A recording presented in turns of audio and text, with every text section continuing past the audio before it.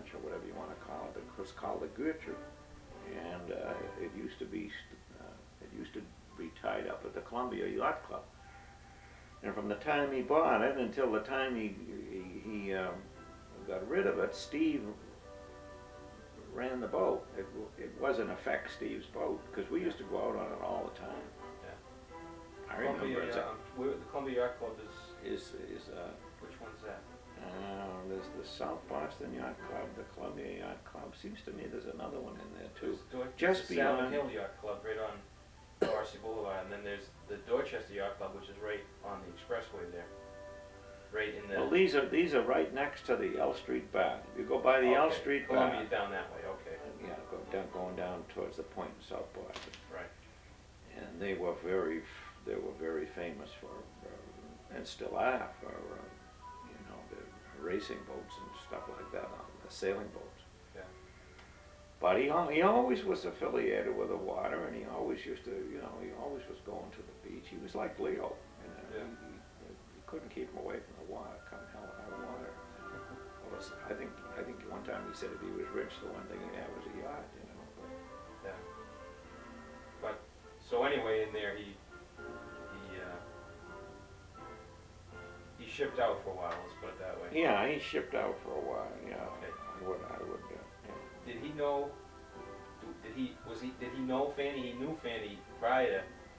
I have no idea of that. I don't. Well, because we were talking about how he came out in the horse but carriage. how or why, I don't.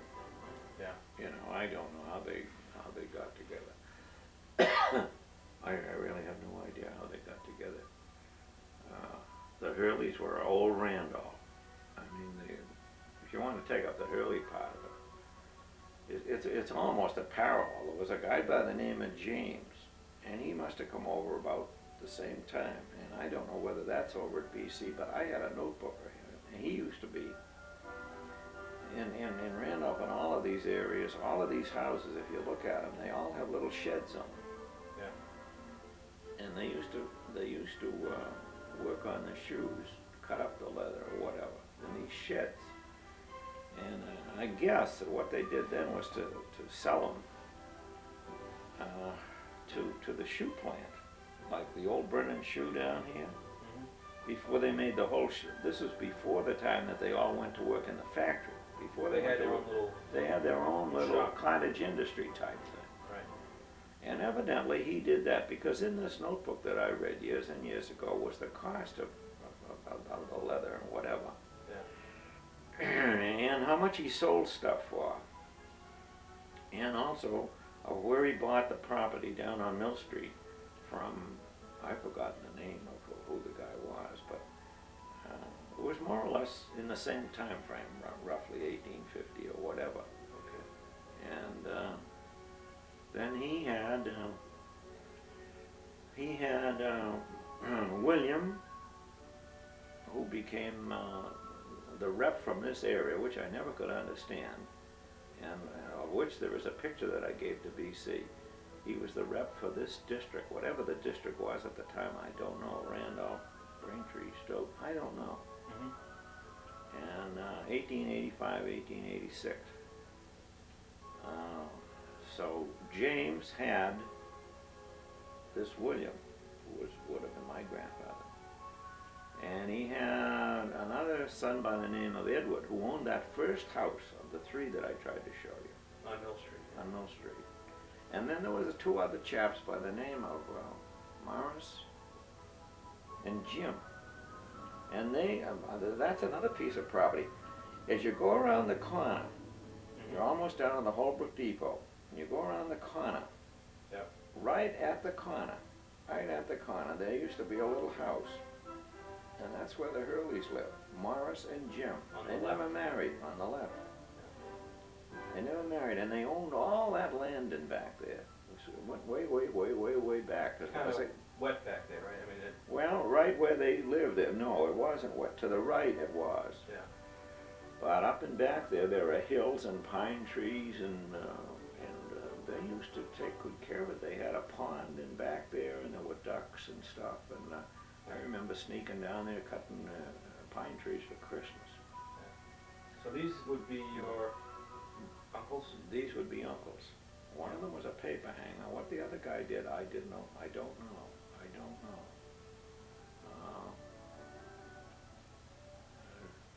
And I think it was Jim. Which one was the paper hanger? I don't know that either. I don't know much about them. I remember them going up and down the street, but they were, I wouldn't want to use the word recluse, but Yeah.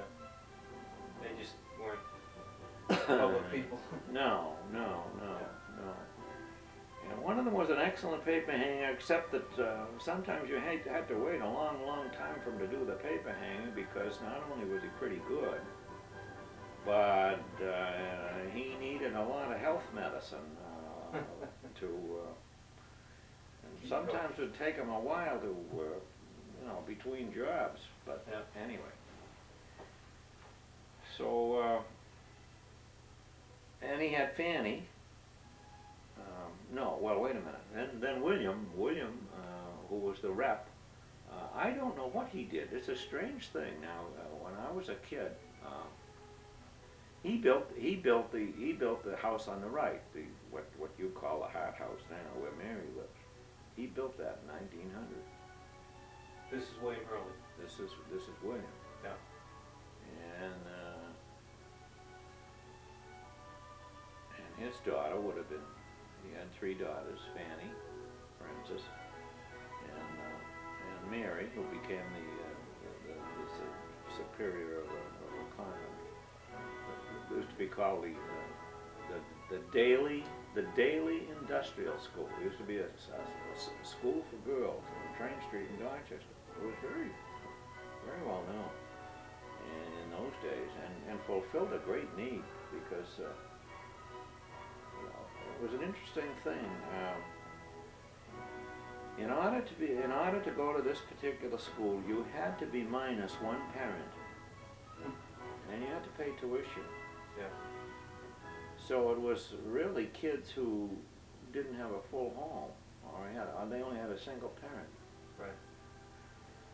And it was a pretty good school, and they gave them an excellent business education, and board and room and all that sort of stuff. Yeah. But And this is the one that you're. this would have been my mother's sister Mary, Okay. and then the other sister, we used to call her Nellie, but she didn't like that at all. She became a secretary in Boston for McElwain Shoe. I didn't know whether it was called McElwain Shoe when it was in Boston, but it moved up to Manchester, New Hampshire. So she lived all of her life up in Manchester, New Hampshire. But she always was a secretary. She never married, and always was very good to all of us. And so was Mary. What else can I tell you about that? Now which one of the Arts had a place down the Cape? Then, well, as I understand it from Joe, or maybe it was from Dick, I don't know. I always used to think it was Mary, the nun, but I guess Spencer Beach it's or something. Humrock. Humrock. Oh, Humrock. Okay. Yeah. This was Nellie, rented it or owned it. I don't know which. Yeah, Mary used to, the nun, she used to use it and bring her kids down there. Yeah. I think it was Dick, or maybe it was Joe. He told me they used to have a kind of dormitory style, so they could bring the kids down there. But just let me throw in there is the rest of a mystery of the 2 other stones that are down in the cemetery. The so-called Hogan stone, for which I have a deed, and alongside of it the Birmingham stone. And we can't quite figure out how it all worked, but I'm pretty sure that William Hurley, my mother's father, married a Hogan. Yeah. And she was an Irish Hogan that was stopped off, I guess, in Nova Scotia. So they say. He married a Hogan, and now James, the Birmingham part of it, I'm not positive about that. I've tried to figure it out 68 ways, but I can't seem to come up with the answer. But I would guess, I'd almost guess that James, the original Hurley, was the one who married the Birmingham. And the two lots are alongside of each other down there. And John Hurley one time said to Dick, when Dick was working down the cemetery, don't throw any dirt on that particular grave, he says, because that belongs to your cousin. Dick didn't know anything about this. Was a Birmingham stone. Yeah.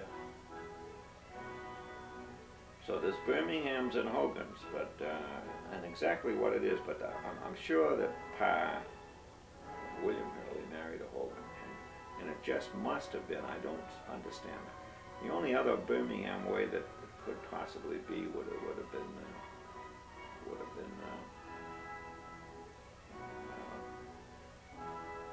Pa's wife's father. I mean, if you wanted to play games, and where you could get the Birmingham part of it, I don't really know. But those two are kind of mysteries. Now, I don't know what else you want to put on that tape.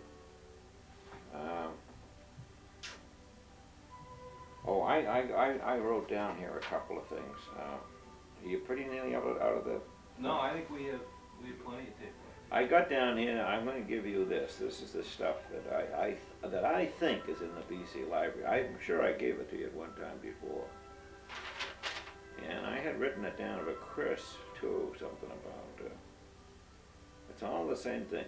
I've got, for instance, down James Hurley. Where is he buried? The original James. Now, I don't know where that original James is buried, and John Hurley doesn't seem to know. There's a million Hurley lots down there. Yeah. Where was Dan? When did Daniel born and when did he die? I don't know that. Where did this James Hurley who came over? Where is he buried? I don't know that. Where was he born in Ireland? I don't know that. Where was this Daniel Hart, the original? Where was he born in Ireland? I don't know that. These are the questions. Cockery, who is he? I don't know. I was going to write to all the Cockeries. There aren't many Cockeries in the book. Right. It's a funny name. Yeah, it is. And say, give the information that's on the stone. Yeah. Check marriage, death certificates, check St. Gregory's, check Mission Hill, check the city of Boston. And, the point is, none of this means a thing. Nobody gives a hoot. There's more people give a hoot than you realize. Well, I know, but I mean, in general, people don't really care. Oh, yeah. And they are who they are, and that's the end of that. You have to have some kind of a special interest to care who your great-great-grandmother was. Now, if you're Prince Charles, you want to be sure where your family was in 1200, and stuff like that. But the ordinary person, they don't give a hoot. But and I never cared until I got a little bit older, and then it became an intellectual exercise. It was like a puzzle, really. Yeah. I think if you think of it in that sense, then you get curious. It's a challenge to go Yeah. to find the sources. Why did he, if he bought a lot for this particular guy, then why isn't his name on there? Right. And you say to yourself, well, now that's a good question, Yeah. And the same with, why is it that you don't know where the hell you came from in Ireland or England or whatever? You ought to be able to figure that one out with a little, with a little footwork, stuff like that. But, well, that's about all that I can, all I can think of. You'd need to write one of these charts down. Yeah, that'd be the best. And if you did, why, you'd run out of paper. I tried it one time, and if you started with Daniel, then you got a couple of course, pretty soon they disappear and they go into, and you lose them. Yeah. But if you started with Leo's kids, for instance, because he's got more kids out there than everybody else, and you started to go back and you took every one of their relations, you'd have more trees than you would in the forest, Well, I don't know what else to say, Greg, but I've enjoyed it, and I don't know. What I wanted to hit on too was just I don't recall us getting, into, when the Hart, when the whole Hart house started in Randolph on Mill Street and all that. 1900. 1900. And in 1900, That's when William built the house. that's when William built the house, and I have the piece of paper, the contracting. It may be upstairs in the attic, I don't know. Well, But how did your mother end up with it? So, well, when she was born in the next house, and when her father built the next house and brought up his family there, now Hurley owned all this land.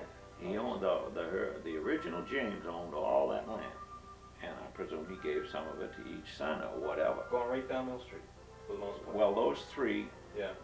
lots. So. Now, where did James get it? I mean, how did James come by the means to?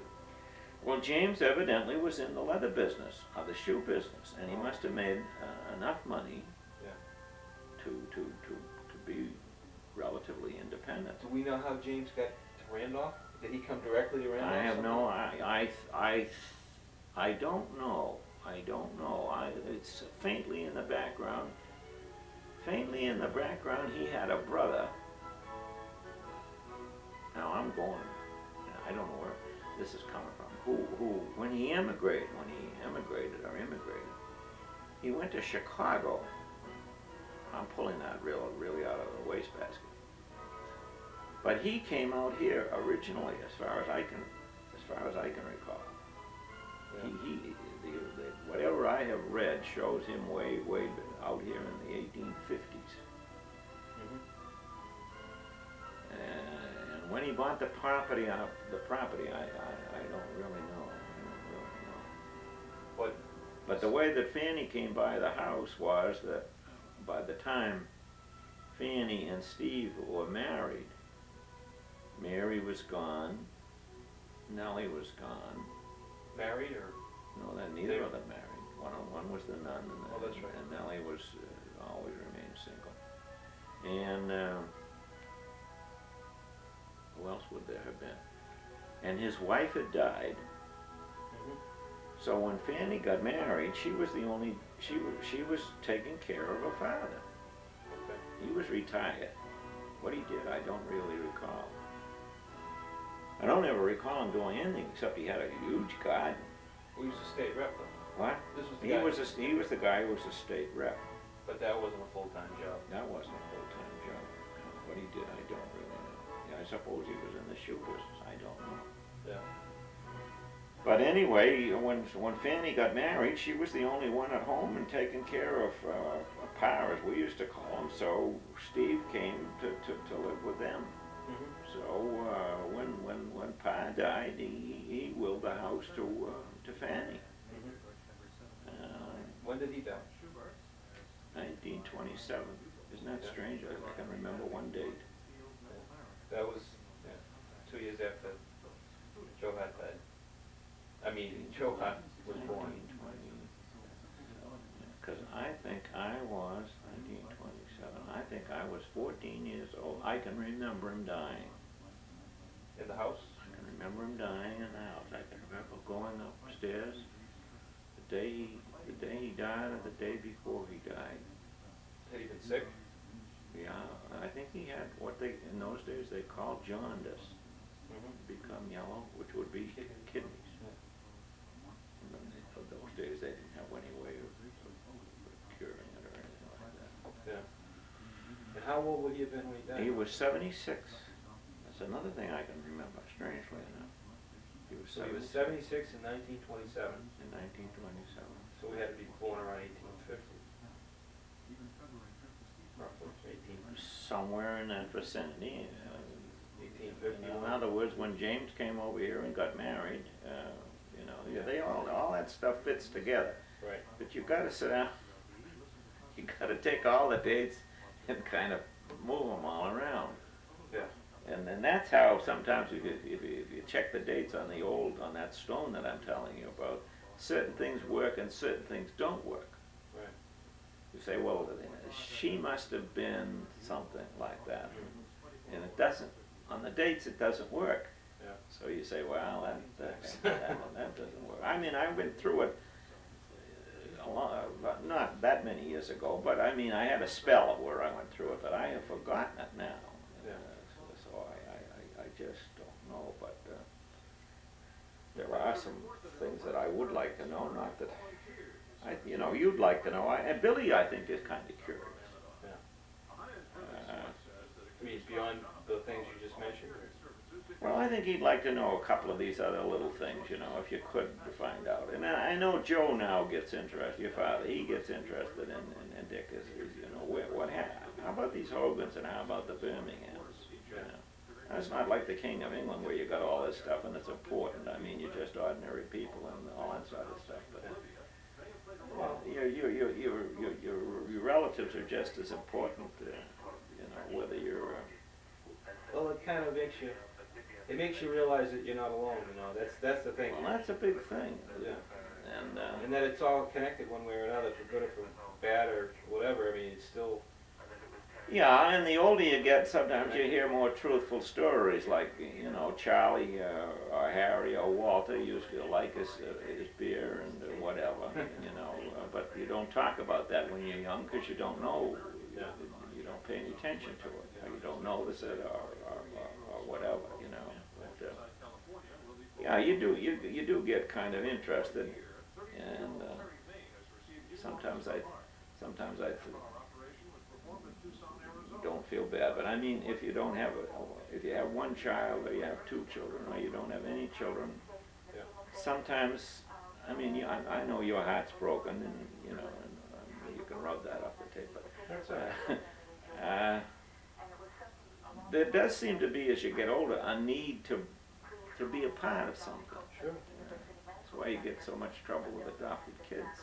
Yeah. Because it doesn't make any difference. I used to find it out in school. Principals used to come to me when I was doing guidance or whatever, or was a principal or whatever, and they'd say Johnny or Mary or whatever.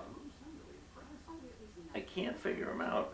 It's bright, and they got a problem. And you'd ask certain questions and so forth, and it'd be surprised how many times it came out the kiddo was adopted. Yeah. And it was, And they just found and out. at a certain age was getting curious. Right. Now they could have all the love in the world. That's not the point. They have all the so-called things in the world, Yeah. but they would want to know. But really, who am I? Yeah.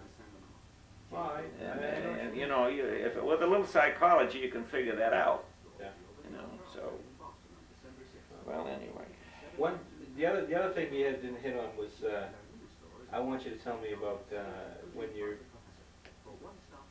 the order of the Harts on Mill Street, and a little bit. The order of them. In other words, you were the oldest. Oh, yeah, When were you born? I was born in 1913, and John, I think, they were probably all 2-year intervals, because that was normal in those days.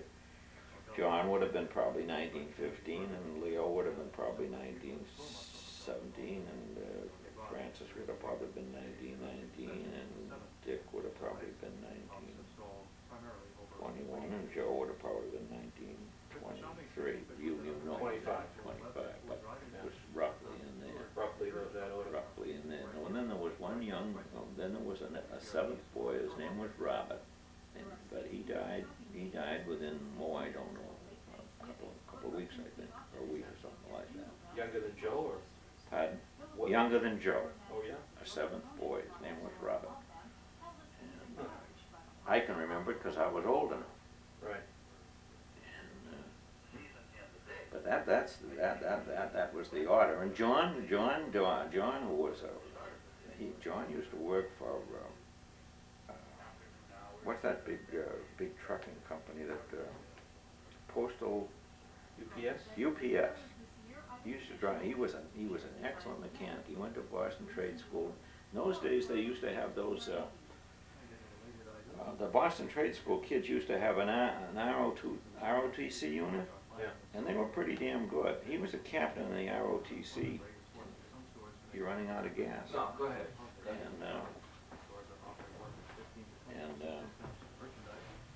he was a nut about mechanics and an excellent mechanic. He used to work on those for the state, for the Walter Your playtime. snow fighters. Those great big enormous plows. Yeah. And he was very careful. And one day in the garage down on Mill Street, he was fixing his car. First time in his life he got careless. Lifted it up for some reason or other, and he didn't put it on. I've forgotten what he put it on. Whatever he put it on, he didn't put it on the right thing, and it fell off and hit him right in the chest.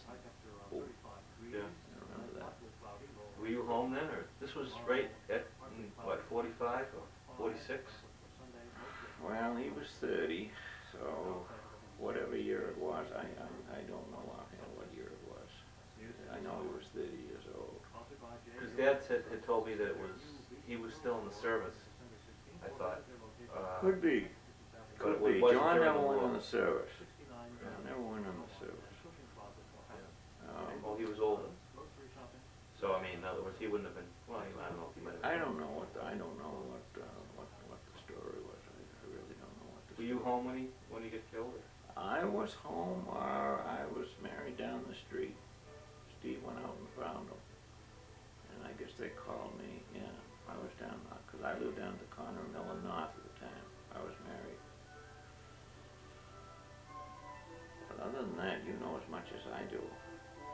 And you know, as I say, Joe knows more than I do, really, about, you know, what goes on. Well, we'll get into And it. Dick knows more. Dick knows more than anybody. Yeah. Dick can remember stuff that I haven't the faintest idea ever happened. Yeah. Because when I went to BC High, and I would have been what, 13 years old, 14 years old, something like that. Yeah. Once I left for BC High, Randolph became. Kind of in the background, huh? I just, you know, I just ate and slept here. That's Yeah. about all. So the stuff that they know, Yeah. the people they know, the places they went, the things they did, I haven't the faintest idea. Yeah. Plus another strange thing, and you probably found this to be true. If you're older, a younger person is a zero. Yeah. Now, like for instance, I'm 12, John is 10. As far as I'm concerned, John doesn't exist. You know, you play with your buddies and Yeah. go away, kid.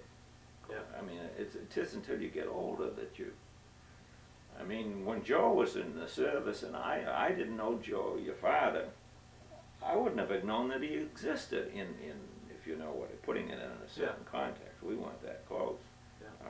Probably he and I have become very, very the closest, you know, the beginning and the end, so to speak. I mean, Yeah. we've become very close, you know, maybe in the last 20, 30 or whatever number of years, but Yeah. Oh, I know what you mean. so that You're not on an equal footing until you get until you get certain ages. you get to get to certain ages, and then have a lot more there common. isn't any difference, Right. you know. Right. Like if you're 80 and you're 84 and somebody else is 75, you're really the same age. Right. But if you're 15 and 10, the 10 guy, the guy that's 10, he doesn't exist. Yeah. He's a non-entity, complete. You hardly know his name, you know, let alone talk to him. Mm-hmm. Which, if you got into games of prep schools with seniors and freshmen, Yeah. You know how they treat you could understand why they treated them that way. Yeah. Because they were nothing, you know. Right. Well, tell me about it. You said you were going back and forth from Randolph to BC High. I mean, how did somebody get to Dorchester or the South End in 1932 or 1928? Really? I mean, Fella says in different ways. I often wonder myself, but you used to bum rides. every day. I mean, obviously every day. Well, no, I mean there doesn't seem to be any pattern. And I rode to Boston on the train from the Holbrook Depot. I rode to Boston from the Randolph Depot. I used to bum rides, and I think when I was see, when I was 16, Steve had an old Model T. Yeah. And I used to go in the BC High yearbook, it says this character from the Sticks came chugging and chattering in daily, Yeah. you know, from the boondocks in this old Model T. Yeah. You know. What made you go to BC High? Well, I had gone one year up to Stetson and wasn't doing anything. You And mean wasn't doing well, or wasn't participating in I anything? just wasn't. You just there? I was just there. And Steve said, that's enough of that, you know, and Yeah. brought me into BC High. How much did it cost to go to BC High then?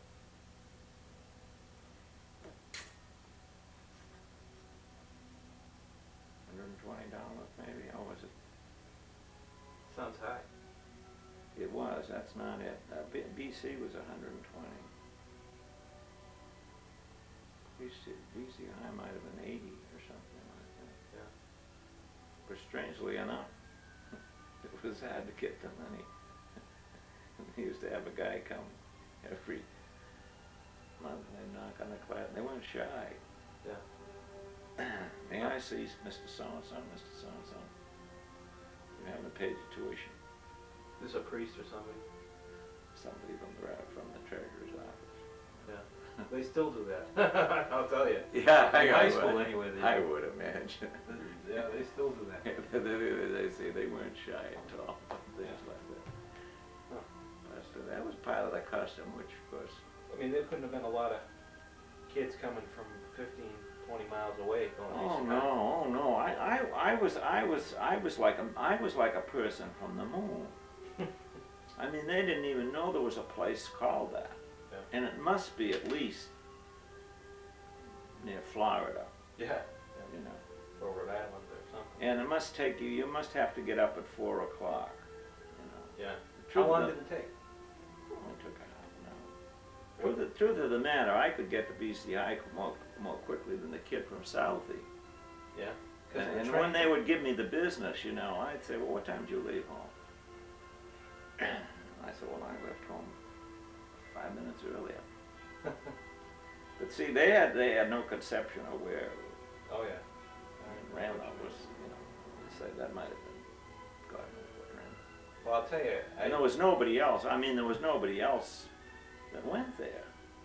There were only, within a couple miles. I mean, from beyond a couple miles. yeah, from beyond a couple of miles. Everybody would be from Southie or Dorchester or Charleston or something like that. If you Charlestown was a long ride, probably. It probably was a long ride on the streetcars and stuff like that.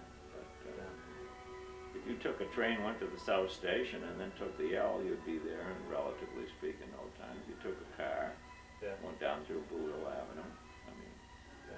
you Right could up. get there more quickly than if you came from Cambridge Yeah. or whatever. Oh. But you were a stranger. I mean, you were a real hick. You were a real stranger. You'd be treated as you were definitely treated as a foreigner. Yeah. Did you have any trouble? Oh no, yeah, I didn't have any trouble. But in those days, nobody went to school like that. This wasn't 7th and 8th grade. This was just the first. This was 4 years high in school. Yeah. Yeah. There were only, if I can remember, there were only one kid, Joe Daly, Joe Daly, who used to be the guidance director down here. Eddie Daly, who's the assessor now, whatever his title is. His father and I were the only 2 kids that went to BC High. And we left the same year. We were both freshmen down here, and his father said no. His father worked for the Boston Globe.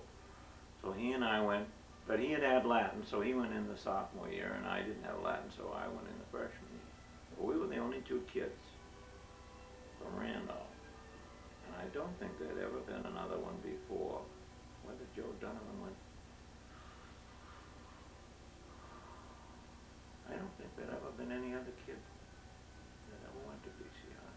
And it was years later before anybody else went. Because there's nothing new now, but I mean in those days. Yeah. In those days nobody went to college. Yeah.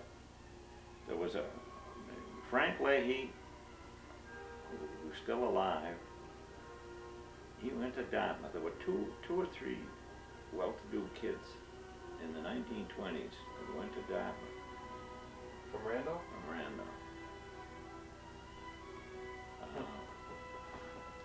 And there was Father Victor Donovan, he went to BC in about 27, I think.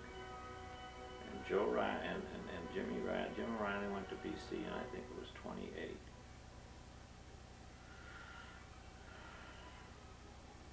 But there weren't too many. No, you could count. You could count them. Yeah. You knew it was a strange type thing. I like John Curran went to BU when I went to BC. He and I and Joe Daly were the only three kids going to college. I think there were a couple of girls. Yeah. There was a girl going